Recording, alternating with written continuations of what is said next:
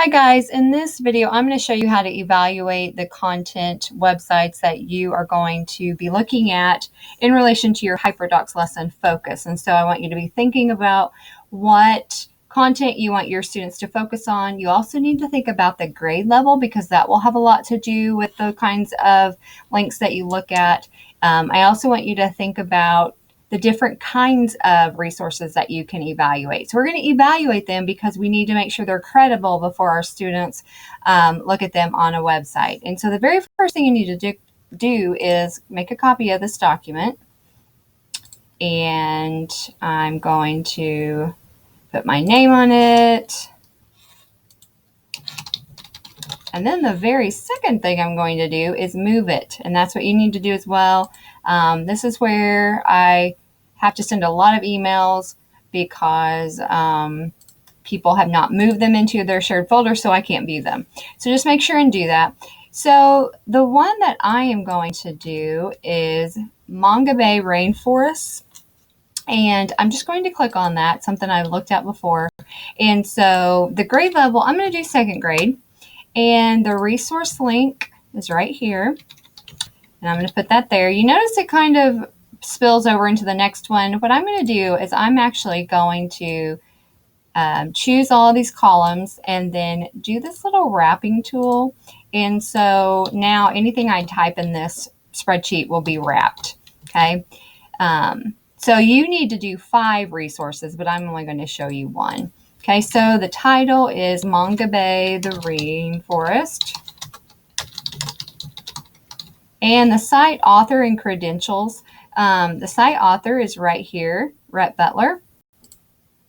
And you can click on, actually I thought I could click on him, but I'm going to go to right here, this about. So we're trying to find his credentials, and what that means is what makes him an expert on the rainforest, because we only want sites that are going to have up-to-date, relevant, and current and correct information. And so I'm going to click right here on about, and I don't see much right there, but I'm going to go to this contact page. Nope, not there. This page. You might have to look around a bunch actually. And so I'm not seeing what I want about Manga Bay. I found it just a minute ago. Here it is. Okay, so he talks about the origins of it, and it's commonly used by National Geographic, which that's a big thing, and the Associated Press, because you know they're not going to use something that is not accurate. Also, the Manga Bay Board, this is really telling as well because he gives lots of information about the people who serve as kind of like associates or contributors and the directors. And then down here, Dr. Jane Goodall, that just kind of solidifies it for me. So I'm going to say on my thing, used by Nat Geo and board full of known experts. Okay, so just a little comment about that and give a short description of the content. So I want to go back to the very first part where I was. Let's see. So it gives a lot of rainforest facts, and it is divided into sections about characteristics of different categories. So that's all I'm going to say. This website is full of rainforest facts, info on categories, images, and other helpful information. So just a sentence or two about what this particular page has.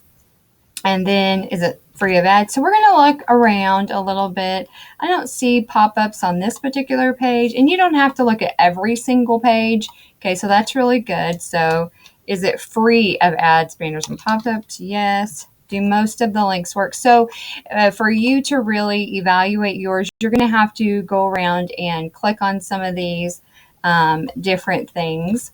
Okay, so I'm going to say yes, because I think they do. Are there any links that get, so you're going to have to determine that by looking around and clicking on them. I'm just going to say no. Add any notes about the organization that would be helpful. I would say that having links to different sections is really good for organization. Two sections are helpful. And then there's lots of pictures included. Okay. Will they be asked any personal information? No.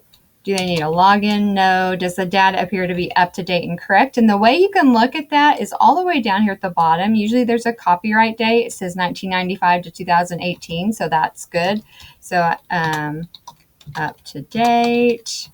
Okay. How long should you take to introduce the website? Well, from what I'm seeing, there is too much information for second graders.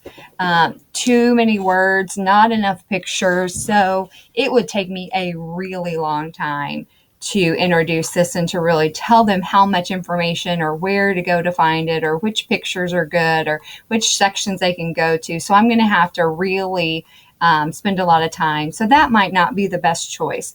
So I would say I would probably need to spend at least 30 minutes to an hour.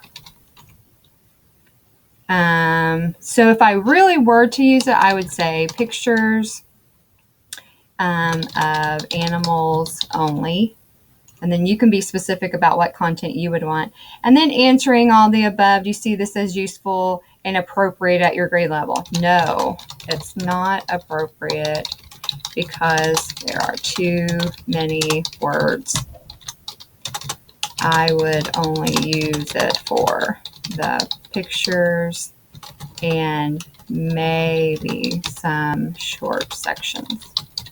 Okay, and that's okay to say no. It's all right. So that took me about, I don't know, 5 minutes maybe.